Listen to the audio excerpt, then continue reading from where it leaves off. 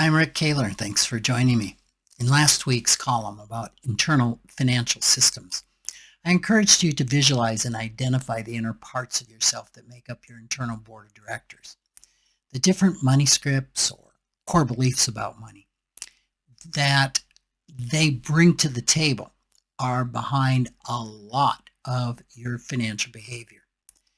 And some of those behaviors, especially the ones you'd like to change, might seem irrational, yet they make perfect sense once you understand what drives them.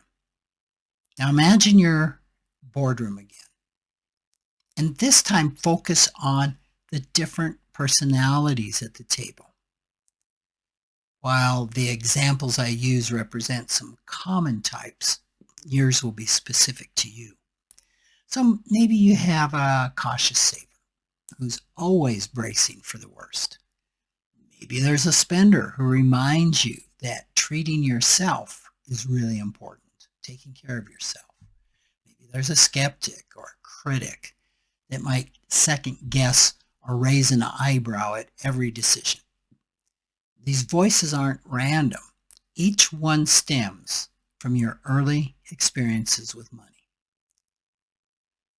So maybe take some time to think back to your childhood.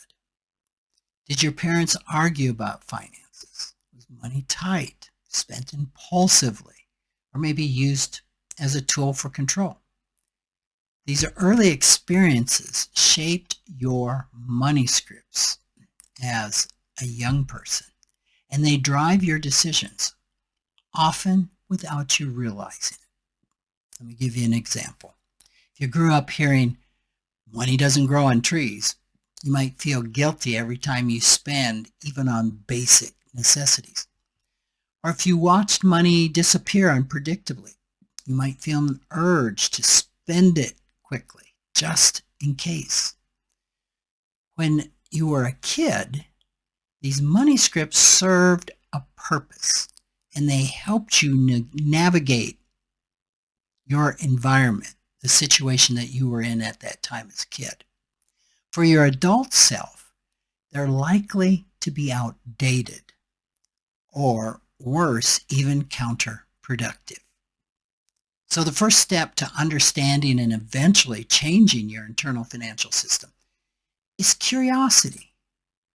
Let's say you've always told yourself, I'm just bad with money. Don't get it, don't understand it, I just don't have those qualities.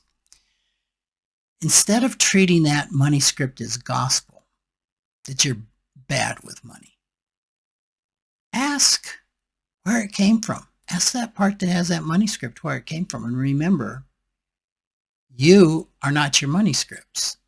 You are not your parts. They're a part of you. So did somebody tell you that money script? Did they say it to you?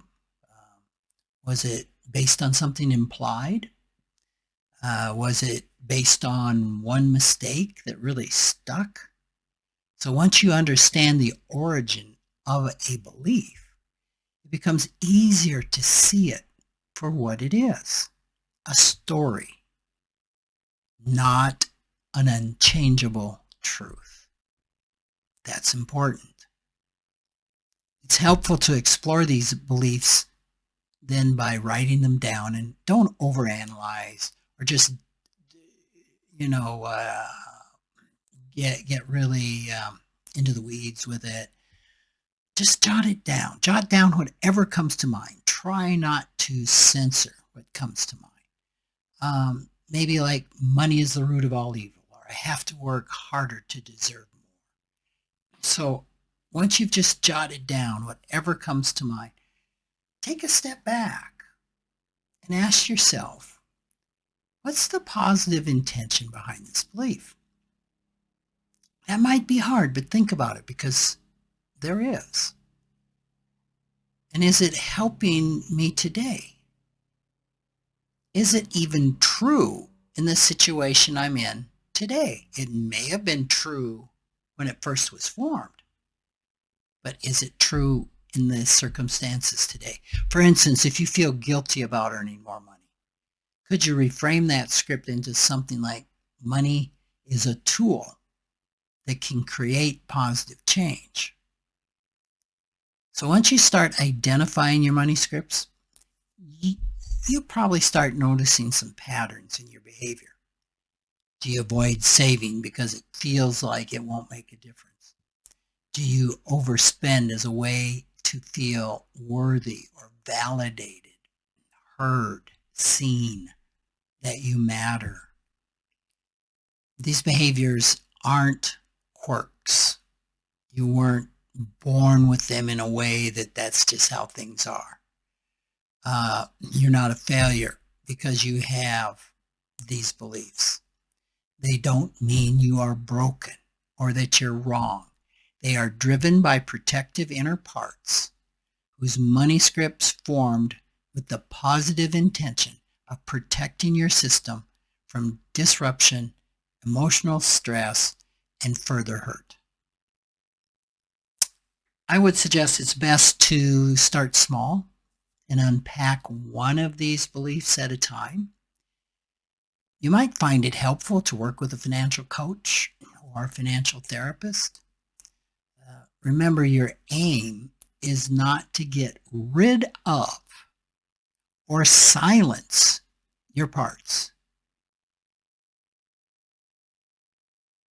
The point is to listen with curiosity and compassion so that you can help them let go of outdated money script or modify outdated money scripts. The process of doing this is not easy. Sometimes it's not even comfortable. Yet making the effort to understand your internal financial system can reward you with increased financial clarity, confidence, courage, balance, serenity, peace of mind. So, thanks for listening.